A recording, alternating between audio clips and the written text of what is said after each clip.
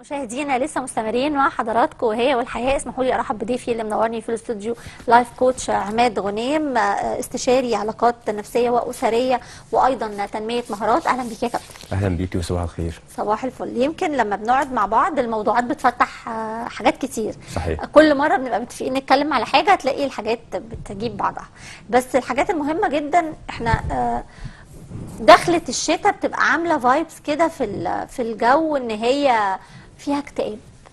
الناس بتبتدي تبقى داخله على مود كآبه، سكوت، الهدوء. الليل والشتاء والسقعه بتخلي اغلب الناس مكتئبين. صحيح. ازاي بقى يبقى عندي طاقه ايجابيه وابتدي اقابل الشتاء بجو لطيف، بطاقه ايجابيه حلوه، بابتسامه حلوه؟ صحيح. بص، التفكير الايجابي مطلوب قوي، البوزيتيف ثينكينج. ازاي الواحد يبقى عنده تفكير ايجابي؟ انها بتغير من نمط حياتنا، بتخلينا نتخلص من الضغوط ونعرف أكيد. نتعامل معاها. أكيد. يعني ليها ايجابيات كتير قوي. فمن فتره السنين اللي فاتت، الازمات اللي العالم كله عدى بيها، لقينا ان منظمه الصحه العالميه CDC لقيت ان عشان خاطر الواحد يعرف يبقى عنده بوزيتيف ثينكينج او تفكير ايجابي او نمط حياه ايجابي والواحد يكون حياته كويسه، لقينا ان في نقط مهمه قوي في حياتنا. محتاجين احنا يكون في نشاط رياضي بانتظام، يعني الواحد يعمل يبرفورم الرياضه، اي رياضه بشكل بصفه يوميه كل يوم، حتى لو رياضه بسيطه زي رياضه المشي. كمان محتاجين النوم الصحي، يعني انام من 6 ل 8 ساعات يوميا بشكل منتظم. ده اصبحت دي حاجات مهمه قوي عشان الواحد يحافظ على حياته.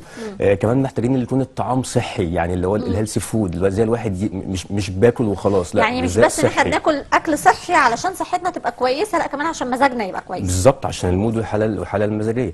كمان برضو مهم قوي، محتاجين ان يكون عندنا رضا وراحه نفسيه، ان الواحد يكون متقبل الحياه، متقبل المشاكل. دلوقتي بقت في ضغوط كتير قوي زي ما لسه هنتكلم، فلازم يكون الواحد عنده رضا بالحياه وفي راحه نفسيه عشان يعرف يتاقلم ويتغلب على الصعوبات والتحديات اللي الواحد بيشوفها. اخر حاجه بقى كمان عشان خاطر نظبط الصحه النفسيه العامه للمجتمع بشكل عام، ان احنا بنتكلم على البوزيتيف ثينكينج، فلازم يكون في تفكير ايجابي. التفكير الايجابي بيخلي الصحه العامه تبقى كويسه، ويمكن دي الخمس نقط CDC او منظمه الصحه العالميه اقرتها في اخر بروتوكول لما اتكلموا عن البوزيتيف ثينكينج. هنتكلم برضو احنا في شويه فنون هنقولها عشان خاطر الناس اللي بتشوفنا يقدروا يعني يتعاملوا مع الصعوبات، لان احنا عايزين بوزيتيف ثينكينج، بس في مشاكل وفي ضغوطات بتقابلني خلال يومي وخلال المشاكل وخلال التعامل مع الاصحاب وخلال تعاملاتي مع الاولاد. أكيد. فازاي الواحد يتاقلم ويتعامل مع ده؟ في شويه فنون هنقولها. برضو انا حابب ان احنا لما بنتكلم على البوزيتيف ثينكينج فاحنا بنقول احنا على النيجاتيف كمان يعني. بالظبط. لا كمان ونقول ان يعني هو ده احنا اخترنا الموضوع ده مع البروجرام عندكم الجميل ده عشان خاطر ان دلوقتي بقت في معدل جريمه زاد شويه. يعني ايه معدل جريمه زاد شويه؟ يعني بنسمع ان في حوادث اب نورمال بقت بتحصل، بقى في عنف زياده في المجتمع، في عادات في ميول عدوانيه عند بعض الشباب والاطفال. صحيح. احنا برضو انا حابب ان احنا نقول ان كلمه جريمه هنا لما حد بيسمعها من الناس اللي بتشوفنا يفتكر ان احنا بنتكلم على حاجه بشعه وشنيعه. لا، احنا هنا بنصنف الافعال لاربع انواع افعال رئيسيه. في الفعل العادي، وكلها هنا افعال سيئه، افعال سلبيه، اللي هو مثلا حد بيرمي ورقه في الشارع، فده بيكررها، او الفريكوينت بتاعها او الفريكوينتلي الريبيتيشن بتاعها قد ايه، بيعملها كتير، فبقى ده فعل عادي عنده ان هو على طول ياكل حاجه بتاع يقوم ايه، رامي الورق او رامي المنديل في الشارع. ده فعل سلبي، بس بيعمله قد ايه؟ بيعمله كتير، فاصبح 90% من حياته بيعمل الفعل ده، فاصبح فعل عادي. هو مش حاسس انه بيعمل حاجه غلط. في الفعل الغير عادي اللي هو مثلا بيعمله 40-50%، الفعل البشع او الشنيع شويه اللي هو بيوصل ل 70-80%، انما الجريمه بتوصل ل 90%. والجريمه برضو هنا انا باصر ان هي مش معناها ان حاجه خطر يعني، او معناها ان حاجه شنيعه مثلا زي ما بنسمع في السوشيال ميديا. لا، الجريمه هنا انا ممكن انا مثلا مش متعود اتخانق مع حد وامسكه واضربه، فبعملها في حياتي مرتين ثلاثه، فهي دي عندي جريمه. اجي اقول لك انا مش عارف اقول النهارده اتخانقت الصبح مع حد خناقه جامده ومسكته ضربته، فانت مش متعود على ده، فبالنسبه لك دي حاجه قويه جدا. ده الاب نورمال، ده غير المعتاد. انا هنا طلعت من النورمال. امتى الانسان يوصل للمرحله دي؟ ان هو ما يعرفش بقى يكون عامل كنترول على رد فعله.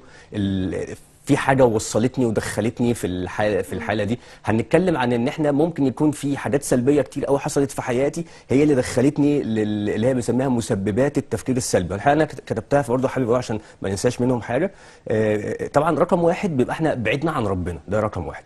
رقم اتنين، في برمجه سابقه وعادات سلبيه متخزنه جوه الواحد. تمام.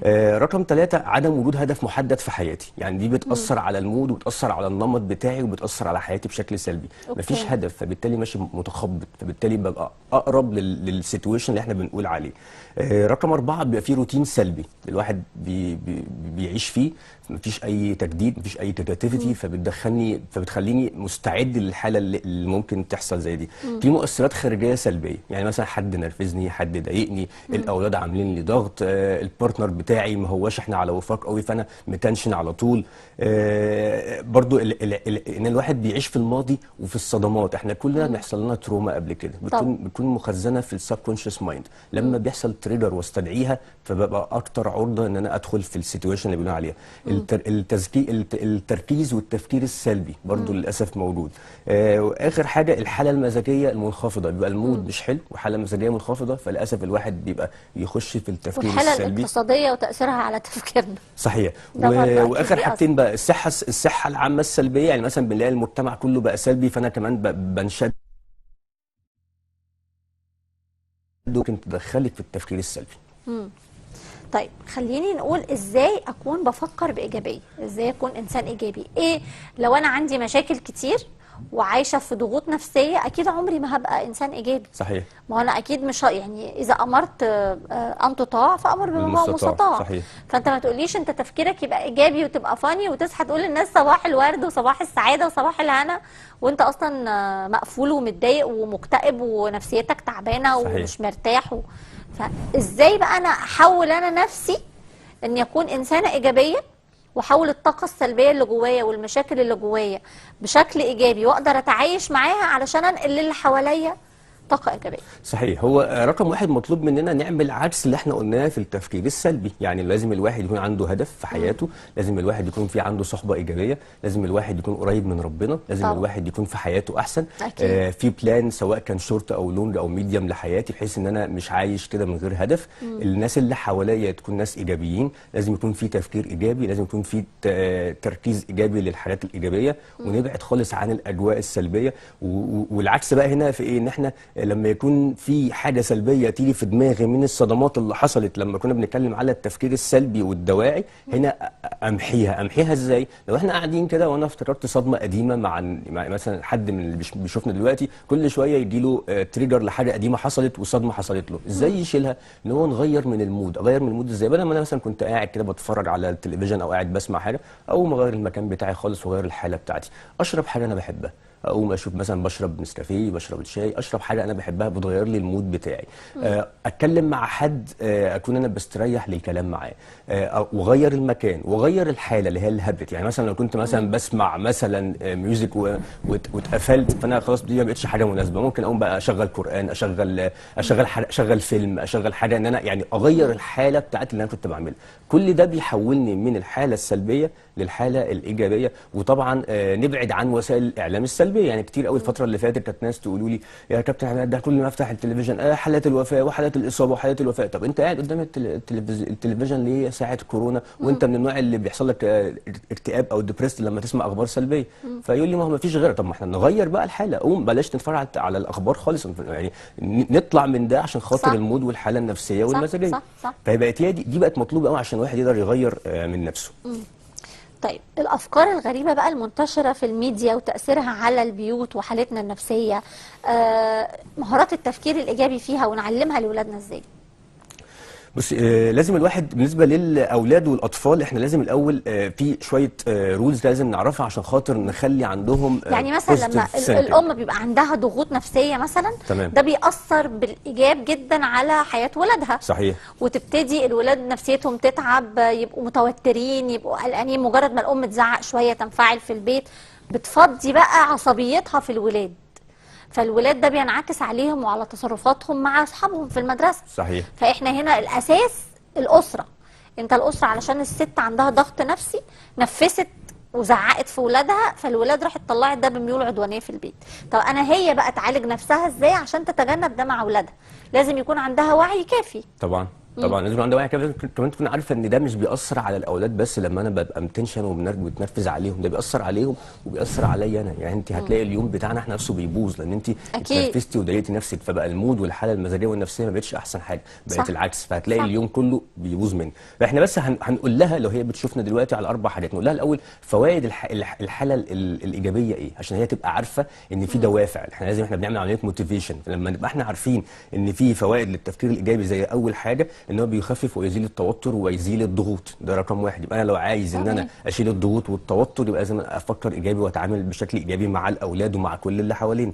رقم اتنين، لما ابقى عارف ان ده هيزود ويحسن مناعتي، فاذا انا في حاله للتفكير الايجابي. رقم ثلاثة، لما بعرف ان انا هيبقى عندي مرونه افضل اللي هي الريزيلينس، ان الواحد يعرف يتعامل مع الصعاب. احنا يومنا كله فيه صعاب وتحديات ومشاكل، عشان اعرف اتعامل معاها. زي مثلا على سبيل المثال، لو معانا دلوقتي كوره باسكت وحضرتك رميتيها، الكوره دي بترتد تاني وتطلع لك في ايديكي، اوكي؟ صح. لو الكوره دي ما فيهاش هواء ورميتيها هتنزل تعمل ايه؟ هتنزل تقف على الارض. طب لو الكوره دي زي كوره اولادنا الصغيرين اللي بيتفرجوا علينا، ربنا يكرمهم، لو الكوره دي زي الكوره المطاطيه اللي هي اللي عارفه الكوره بتاعت زمان دي، لو رميتيها بتطلع ايه؟ بتطلع اعلى. فالمرونه هنا انا مش مطلوب مني ان انا يعني احنا كده كده هنتعامل مع الصدمات، بس مش مطلوب مني ان انا اخد الصدمه وما يبقاش عندي تبلد وعدم احساس زي الكره اللي وقفت على الارض، ولا مطلوب مني ان انا ارجع لحياتي العاديه بسرعه جدا زي الكره المطاطيه اللي طلعت بسرعه النو تايم كده ما لحقتش حتى وطلعت مني. لا، مطلوب مني المرونه، يعني اعرف اتعامل مع التحديات والمشاكل وارجع وارتد وارجع للنورمال زون بتاعتي العاديه. يعني كلنا هنشوف مشاكل وهنشوف تحديات ولازم هنقابلها، بس ازاي ان انا اقابلها واطلع منها للحاله العاديه. ده شيء مهم قوي، اللي هي هنا الريزيلينس او المرونه النفسيه. والحقيقه كمان يا لبنى، المرونه النفسيه دي مش انا بس اللي بشوفها مهاره مهمه قوي، لا دي مهاره مهمه جدا، بسبب في شركه ديلايت للاستشارات النفسيه بتقول ان دي مهاره بدون ذكر اسماء. اوكي، هي دي حاجه في امريكا يعني، بس انا عشان كنت ساعات بكتب عندهم شويه. دي حاجه بتقول ان بيقولوا ان المهاره دي مهمه للمستقبل عشان كتر الضغوطات والتحديات اللي بنشوفها. كمان في برضو مجله في امريكا برضو اقرت نفس الكلام، ان دي مهارات المستقبل. احنا بقى ازاي نكتسب هذه المهارات علشان نقدر نكمل الحياه بروح ايجابيه ونتعامل مع ضغوطات الحياه والمشاكل الماديه اللي بتقابلنا والمشاكل النفسيه، مذاكره الولاد، طلبات البيت؟ ما هو احنا كلنا محطوطين تحت ضغوطات كتير. احنا بقى نواجه ده ازاي او نتعامل مع ده ازاي؟ طيب، قبل ما هنتكلم في دي ونتكلم في بعض الفنون، هقول بس الحاجه الرابعه اللي هي كانت بعد ان احنا نحسن المرونه النفسيه عشان خاطر التفكير الايجابي. كان رقم 4 هو تحسين الصحه العامه وتحسين الذات والصحه العامه. يعني وليه الامر اللي بتشوفنا او الام اللي بتشوفنا او الاب اللي بيشوفنا لازم يبقى عارف ان هو عشان اعمل تفكير ايجابي بيعود عليه بان في تحسين لصحه الذات والصحه العامه. ده اوكي، ده احنا عشان يبقى فاهمين النقطه دي. عشان اعرف اتعامل مع الضغوطات والمشاكل زي ما حضرتك دلوقتي تفضلتي، مطلوب مني وعشان اعرف كمان اوصل للمرونه النفسيه اللي هي الريزيلينس، مطلوب مني اتنين فن شويه. فن ايه؟ حاجه اسمها فن التقبل اللي هو الاكسبتنس، ان احنا ازاي الواحد يعرف يتقبل اللي حواليه. يعني مثلا حضرتك عندك واحده صاحبتك، كل ما تتفقوا ان انتوا تتقابلوا تيجي مثلا متاخره شويه، فانت في الاول بقيتي كل ما تيجي متاخره، ازاي يا امل تيجي متاخره، ازاي يا محمد تيجي متاخر، فكل شويه بقينا ننتقد التصرف ده بتاعها. فبقى بيحصل ايه؟ هو ما بيحسش، وهي برضو كل مره تيجي متاخره بقت هي عندها دي عاده، وبرضو انا بقيت ببوظ المود بتاعي ساعتها. ما انا كل مره لما اجي انتقد كل مره بتضايق. فازاي الواحد يتقبل ده؟ يبقى خلاص انا ايه، الواحد يبقى فيه فن الاكسبتنس هنا. وعشان فن الاكسبتنس ده مهم قوي، ففي فن تاني محتاجينه اللي هو حاجه اسمها فن التغافل اللي هو الاوميشن. ازاي ان انت اتغافل عن بعض الحاجات اللي بتحصل. دي مهمه قوي في التربيه عشان احنا بنتكلم مع الاولاد والاطفال.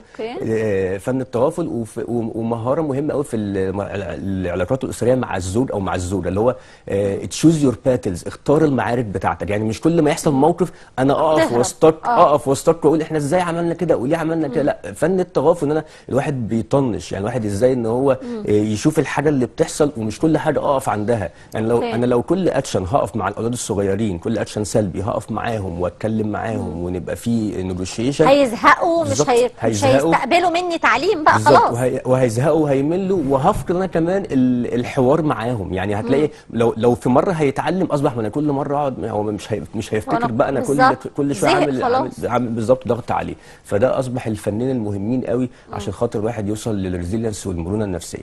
كنا برضو بنتكلم في ان خلاص دي احنا غطينا فوائد التفكير الايجابي.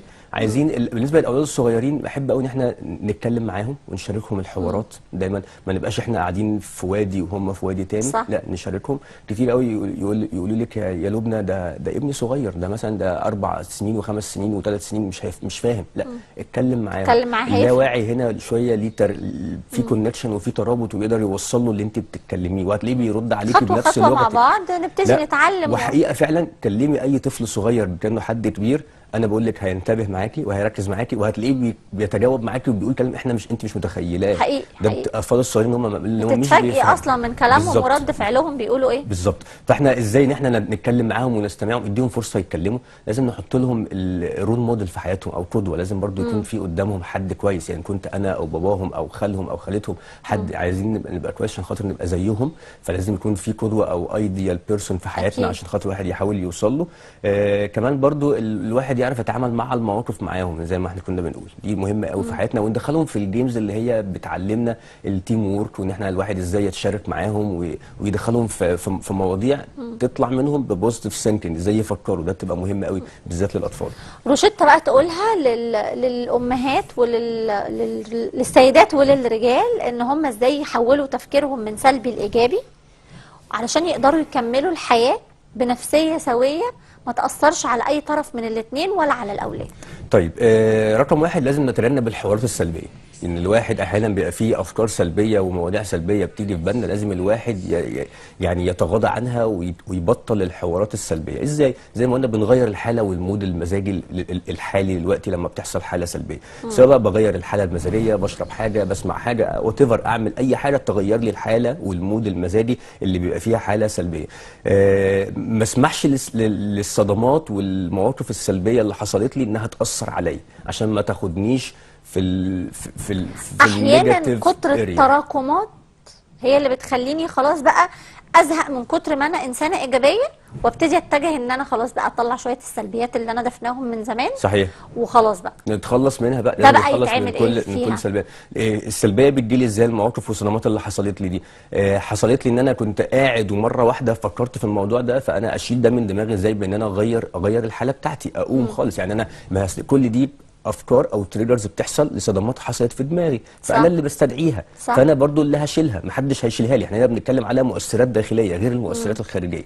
المؤثرات الداخليه انا اللي مطلوب مني ان انا اشيلها، اقوم اغير مكاني، اشرب حاجه بحبها، اتكلم مع حد بحبه، اغير المود، لو انا كنت قاعد بسمع حاجه اقوم اتفرج على حاجه ثانيه، اغير المكان، لو انا قاعد في الليفنج اقوم اقعد في الريسبشن، ادخل البلكونه واعمل حاجه بحيث ان انا اغير النمط بتاع الحياه بتاع الوقت اللي هو عمال يستدعي دايما اللي حاجات يسمع سلبيه. كده يا دكتور يقول لك ايه اللي انت بتقوله ده؟ دي حقيقه، مفيش الكلام ده. بس هي طب اهو يا ستي قمت من البلكونه، قعدت في الليفنج، قمت من الليفنج قعدت ما اعرفش زي ما انا متضايق ومخنوق. لا مستحيل. قولي لها قومي اعملي لي شويه رياضه في البيت وشوفي. ده احنا عندنا يعني الهرمونز بتاعت السعاده، لو انا قمت شويه اتمشيت في البيت ادي كده الاندورفين خلاص. بالنسبه للشوكولاته يا دكتور ايه دورها في الموضوع؟ السيروتونين اهو، يعني ما انا بنقول بناكل حاجه بنحبها، لو انا بحب الشوكليت على طول حته صغيره بلاش، عشان خاطر ما نخشش بقى في ان انا عايزه الزويت وعايز والوزن ومش عارف ايه وبتاع، حته صغيره قوي من الشوكولاته دي كده السيروتونين خلاص، ده هرمون السعاده، فاذا بتغير الحاله المزاجيه. او اعمل شويه رياضه، الاندورفين هرمون السعاده. كل دي حاجات احنا اللي بنقولها دي كلها ده كلام علمي وكلام حقيقي وواقعي فعلا، واللي بيشوفنا يجرب، ولو ما حصلش يرجع لنا تاني. فكل دي حاجات فعلا بتغير فعلا من حالتنا النفسيه. اتكلم مع حد بحبه دي كفايه قوي. انا لو يعني طيب يعني حد انا اكون بستريح للكلام معاه، فكل دي حاجات بتغير الحاله المزاجيه. رقم 3 عدم التاثر بالكلمات السلبيه من الناس اللي حوالينا. كتير هتلاقي ناس للاسف بتدفعك لحاجات سلبيه وبتاثر عليك الكلام سلبي. دول بقى نعمل معاهم ايه؟ نتجاهلها. وانا كمان بقى في فن كده مهم قوي، لو اعرف انا الحاجات دي كلها بدل ما تخليني اتاثر بشكل سلبي، لا ده كمان تديني دفعه للحاجات الايجابيه. يعني انا بحب قوي قبل الناس دي، كل ما حد يديني اي حاجه واتكلم بحس ان هو بيشحن لي الناحيه، بيشحن لي بالعكس، يعني كاني بشحن بالعكس. انا مش شايفك بالظبط، انا مش فاكره بالظبط انا باخد الكلام بتاعهم ونصايحهم واعمل العكس، فبتديكي دفعه للامام. بس طبعا لو انا ماشي صح، يعني ما بقاش انا ماشي في غلط وحد بيكلمني في حاجه طبعا كويسه وانا متجاهله واعمل العكس. احنا بنتكلم على كلام سلبي، يعني حد شايفني غير اللي انا عايز، غير هدفي او غير انا عايز احققه، اخد خاطر يقول اكتر فيقول، وانا اعمل العكس تماما عشان خاطر انا عندي هدف. فبعتبر ان دايما يقول لك ايه، ان يعني الكلام ده بيديني دفعه ايجابيه للامام. كل الاربع اسباب دي مهمه قوي، والتواصل مع اشخاص ايجابيين. احنا كتير قوي في حياتنا في اشخاص ايجابيين حوالينا، سواء كان لايف كوتشز، حد صديق ثقه بتعتمدي عليه تاخدي رايه، كل ده بيديكي دفعه للامام. لازم نفكر ونفتكر المواقف الايجابيه اللي حصلت في حياتنا. احنا كتير مش كل المواقف سلبيه، في مواقف ايجابيه كتير. استدعي المواقف الايجابيه دي دايما، اللي انا بفكر فيه هلاقيه، اللي انا بستدعيه هلاقيه. افكر في المواقف الايجابيه. لازم الواحد يكون عنده ثقه في قدراته ومهاراته النفسيه. لازم الواحد يكون عنده ثقه في نفسه عشان خاطر عارف ان في هدف هو حققه. اخر حاجه القراءه مهمه قوي للحاجات الكتب الكويسه اللي انا بحبها. لو حد بيستهوى القراءه دي بتخليه عنده خطه، بتخليه يعرف ان هو يستدعي ويتذكر منها الحاجات المهمه قوي اللي هو عايز يعني يمشي فيها ويتحرك فيها لو هو عنده بلان. كل دي نصائح للناس الكبار. لو بنتكلم على الاطفال فاحنا قلنا بعض النصائح، وبرضه قلنا ان احنا نشاركهم ونتحاور معاهم ونسمعهم ونتكلمهم وننزل للغتهم ونتكلم معاهم ونسيبهم يلعبوا رياضه بيحبوها، ما نجبرهمش على نمط حياه معين. وكمان حاجه مهمه قوي، انا بحب التيم وورك معاهم، ان احنا نتشارك في البيت. يعني انا دلوقتي بقيت بنشوف مع التطور اللي بيحصل في البيت كل واحد ماسك الموبايل بتاعه واحنا قاعدين مع بعض، كل واحد في وادي منفصل. لا، قاعدين مع بعض في اوضه واحده لكن احنا مش قاعدين مع بعض. بالظبط، كل واحد ماسك موبايله وباصص عليه، او قاعدين مع بعض في بيت واحد بس كل واحد في اوضته قاعد على تليفونه، ما بنشوفش بعض. ويوم ما بنقعد مع بعض كل واحد برضه قاعد على تليفونه. بالظبط. هنا بنقول حاجه، هنا بنقول عندنا الكواليتي والكوانتيتي. التايم دايما، يعني الوقت بتاعي مع حضرتك بقيسه بعاملين مهمين قوي، الكم والكواليتي. الكواليتي اللي هو الجوده، جوده الوقت. احنا هل قاعدين وقت مع بعض، او قاعدين ساعتين مع بعض، او قاعدين نص ساعه مع بعض؟ هل كل واحد ماسك تليفونه وقاعد في وادي منفصل، ولا قاعدين نص ساعه بنتكلم؟ لا، قاعدين نص ساعه بنتكلم مع بعض في حوار. هو ده. اذا انا بيهمني الكواليتي مش الكوانتيتي، بيهمني جوده العلاقات مش كمها، يهمني احنا قاعدين بنتكلم بنتناقش على الاقل نص ساعه في اليوم كلنا نتلم نتكلم مع بعض قبل النوم بقى، اول ما نرجع من الشغل نحدد وقت في اليوم يبقى كلنا موجودين فيه في البيت، نقعد مع بعض النص ساعه دي. كل واحد عنده حاجه، حصل له موقف لطيف، حصل له حاجه ضايقته في الشغل، في المدرسه، كل واحد يقول حاجه، يبقى في تواصل بيننا. صحيح. وبيهمني برضو قوي بالنسبه للاطفال، طالما بنتكلم على الاطفال، الموتيفيشن، ان احنا ازاي نحفزهم، ازاي نشجعهم. كتير قوي دلوقتي في البيت بيبقوا عاملين مثلا جيفت بوكس او صندوق كده هدايا، كل ما يعمل حاجه كويسه روح اختار الحاجه انت بتحبها. يعني من مبدا الموتيفيشن، التشجيع، تعمل الحاجه الكويسه اشجعك. بالظبط، بنحفزه الحاجه كويسه. بنزود بيها الدوافع والتشجيع، وان هم دايما يبقى عندهم دافع واقبال على الحاجه الايجابيه مش السلبيه. وان هم يبقوا قاعدين دايما برضو في وسط ايجابي. يعني بشوف دايما اصحابهم دايما احنا مش عايزين نبقى هل الحاله الاقتصاديه للاسره بتعيشها ممكن تاثر على الحالة النفسية ليها؟ يعني تخليهم تفكيرهم سلبي، زهقانين، أسلوبهم مع بعض مختلف، ولا ممكن بالتفكير نقدر نفصل بين ده وده ونتعايش مع الأمر الواقع؟ أكيد، مما لا شك فيه طبعا إن الحالة الاقتصادية طبعا مؤثر مهم جدا على الحالة النفسية والمزاجية، أكيد طبعا. بس إحنا بنقول إيه، لو إحنا بنتكلم على الأسرة البسيطة اللي هي يعني يوم هنخرج حتى بره، يعني عشان خاطر الظروف اللي كلنا بنعيشها، حتى يعني بشوف إن العالم كله بيعيشها، يعني بدل ما كنت هخرج في مكان مثلا وندفع 200 300 400، أخرج في مكان أقل شوية.